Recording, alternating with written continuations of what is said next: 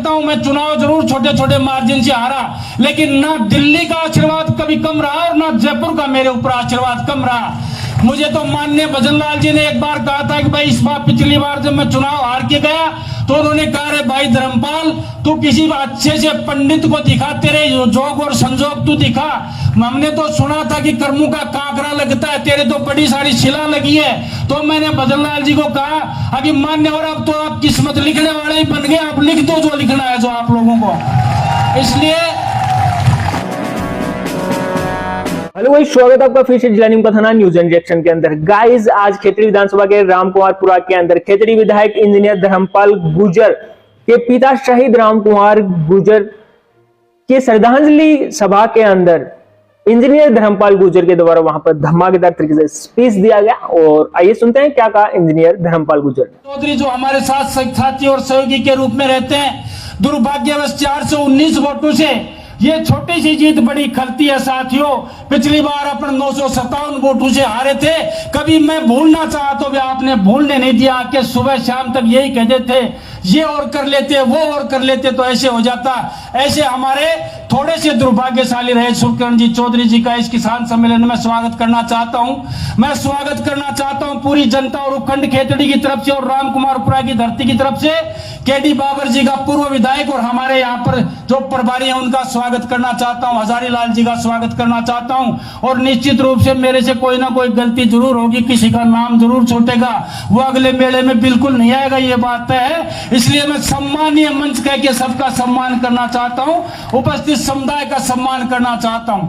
लेकिन इस बार मुझे एक बात कहना जरूर चाहूंगा आप लोगों से कि पहले जब हम इस कार्यक्रम करते थे, किसान सम्मेलन करते थे, तो निश्चित रूप से आप में जोश होता था। लेकिन इस बार ये जो बीच की जो दूरी बढ़ी है ये मैंने नहीं बढ़ाई है, मैं तो अभी भी वही हूं आपके पास ही। ये मुख्यमंत्री और उप मुख्यमंत्री के कारण ये दूरी बढ़ी है। अगली बार हो सकता है इसको और नजदीक कर देंगे, कोई ना कोई इनमें से मंत्री बन के जरूर आ जाएगा और आपके पास खड़ा होकर भाषण देगा। हम उस मंच पे दिया करते थे। सतीश जी भाई साहब तो पता नहीं, मैं भी भूल गया कितनी बार यहाँ पे आए हैं। और जिले के जो भी लोग हैं, हमारे जिला अध्यक्ष जी हैं, विशंबर जी हैं, महामंत्री जी जो लोग बैठे हैं, उनको भी याद नहीं है कितनी बार आए। मैं पुनः एक बार पूरी भारतीय जनता पार्टी का पूरे मेरे परिवार की तरफ से और उपखंड खेतड़ी की तरफ से पुनः स्वागत करते हुए अभिनंदन करता हूँ। किन शब्दों में मैं आभार प्रकट करूं वो शब्द मेरे पास नहीं है। मैं आप लोगों का किन शब्दों में आभार प्रकट करूं। 20 वर्ष का संघर्ष माननीय उप मुख्यमंत्री जी और भाई साहब सतीश जी आप तो जानते हो, 20 वर्ष तक कोई परिवार के व्यक्ति को भी नहीं पालता है। लेकिन मैं धन्यवाद देना चाहता हूं इस बुजुर्ग के आशीर्वाद को, इस नौजवान की ऊर्जा को और इस माता के अभिनंदन को कि 20 वर्ष तक लगातार मुझ पे आशीर्वाद रख के मुझे जिंदा रखने वाली ये खेतड़ी और नीम का थाना की जनता का कर्ज मैं इस जन्म में उतार नहीं सकता। मैं इस जन्म में क्या, मैं 7 जन्म लूं तो भी आपका कर्ज नहीं उतार सकता। मैं अपने रक्त की एक एक बूंद निचोड़ के आपके चरणों में डाल दूं तो भी समझता हूं वो कम है। मेरा परिवार, मेरे साथी सहयोगी, मेरे रिश्तेदार आपके ऋणी और आपका ही ऋण उतार नहीं सकता। ये मैं निवेदन करना चाहता हूं। अगर जरूरत पड़ी तो आपके लिए कहीं तक भी कुछ भी करने की गुजर जाऊंगा और किसी भी हद तक गुजर जाऊंगा, ये आप लोगों से कहना चाहता हूं। आज मैं सौभाग्य से कहना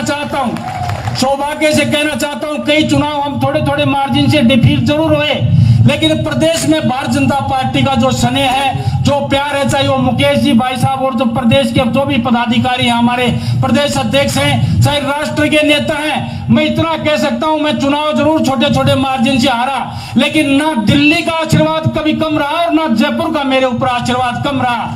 मुझे तो माननीय भजनलाल जी ने एक बार कहा था कि भाई इस बार पिछली बार जब मैं चुनाव हार के गया तो उन्होंने कहा रे भाई धर्मपाल तू किसी अच्छे से पंडित को दिखा, तेरे जोग और संजोग तू दिखा। हमने तो सुना था कि कर्मों का काकरा लगता है, तेरे तो बड़ी सारी शिला लगी है। तो मैंने भजनलाल जी को कहा अभी मान्यवर अब तो आप किस्मत लिखने वाले ही बन गए, आप लिख दो जो लिखना है जो आप लोगों को। इसलिए आप लोगों से मान और सम्मान के साथ इतना कह सकता हूं कि मेरे संपर्क और संबंध बड़े मधुर हैं। हम राजनीति से कोई काम नहीं करवाते हैं। हम अधिकारियों को भी कहते हैं प्रेम से काम करो, दिमाग पे बिना लोड लिए काम करो।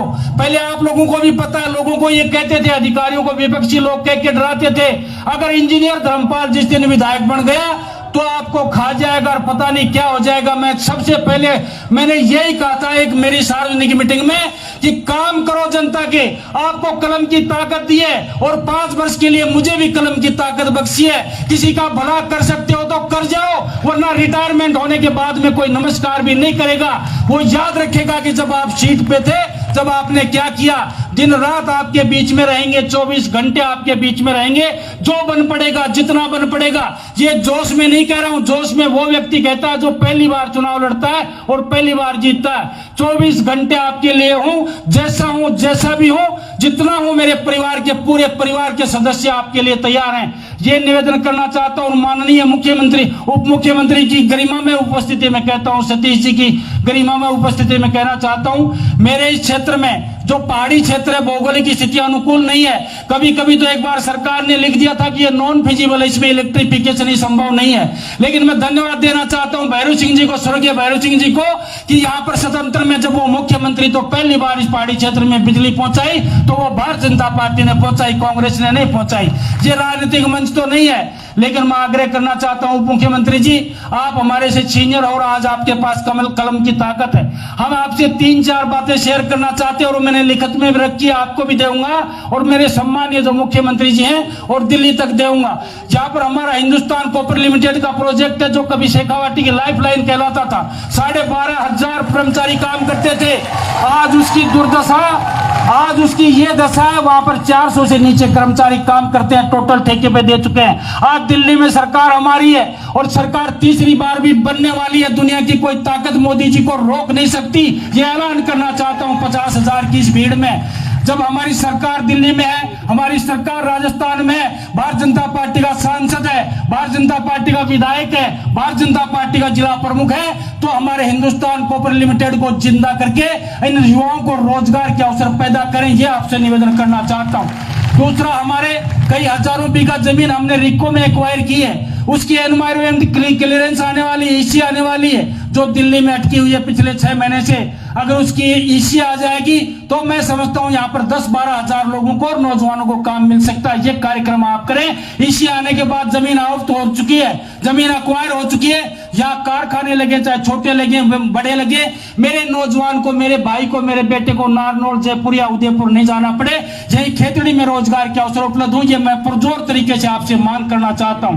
यहाँ पर एक डेयरी का प्लांट है जहां पर 25,000 की कैपेसिटी है लीटर की, लेकिन दुर्भाग्य से उसमें 7-8 हजार लीटर ही दूध पहुंच पाता है। उसमें अगर आप चाहेंगे और हमारी सरकार चाहेगी, उसको पूरा डेवलप अगर कर दिया जाए तो 2,500 नौजवानों को रोजगार उसमें मिल सकता है, प्रत्यक्ष या अप्रत्यक्ष रूप में।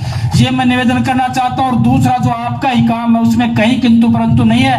हमारा ये पहाड़ी क्षेत्र जिसमें बांसियाड़ खेतड़ी के नाम से एक रिजर्व कंजर्वेशन बनाया गया है, उसमें माननीय श्रीमती हमारी वसुंधरा राजे जी की तरफ से बजट दिया गया था। उसमें अगर और बजट मिल जाए तो सरिस्का और रणथंभौर की तरह हमारा ये हजारों हेक्टेयर का जो एरिया है उसमें पर्यटक की आवक हो जाए, हमारी सफारी चल जाए और नौजवानों को प्रत्यक्ष और अप्रत्यक्ष रूप से 5,000 लोगों को रोजगार मिल सकता है। ये मैं लिखित में आप लोगों को देना चाहता हूं। भाषण तो हमने खूब झाड़े और लंबे लंबे मंचों पे झाड़े। अब ये नेता, अब ये जो लोग भाषण पे ताली नहीं बजाएंगे, अब तो ये काम पे ताली बजाएंगे, क्योंकि अब तो ये काम चाहते हैं। अब ये काम इनका नहीं होगा तो निश्चित रूप से इनको मायूसी हाथ लगेगी। और इतने वर्ष के संघर्ष के बाद मुझसे उम्मीद भी कुछ ज्यादा लगी है। आपका आशीर्वाद बना रहे और हमेशा आप लोग हमारे साथ कंधे से कंधा मिलाकर काम करें। पुनः एक बार मेरे पिताजी स्वर्गीय राम कुमार जी की पुण्यतिथि पर आप इतनी संख्या में आए हो, मेरे अनुमान से बाहर है। प्रशासन ने भी ये कहा था कि हम तो अब संभाल नहीं सकते, आप ही संभालो। मैं जब नीम का थाना गया था मूर्ति पे माल्य अर्पण करने के लिए, तो यहाँ के सीओ ने कहा साहब हमारे बस की बात नहीं है। गाइज, आपको हमारी लेटेस्ट अपडेट वीडियोज आपको अच्छी लग रही हो तो प्लीज चैनल को लाइक, शेयर और सब्सक्राइब जरूर करें। मिलते हैं जल्दी ऐसी नई लेटेस्ट अपडेट के साथ, तब तक के लिए जय हिंद, जय भारत।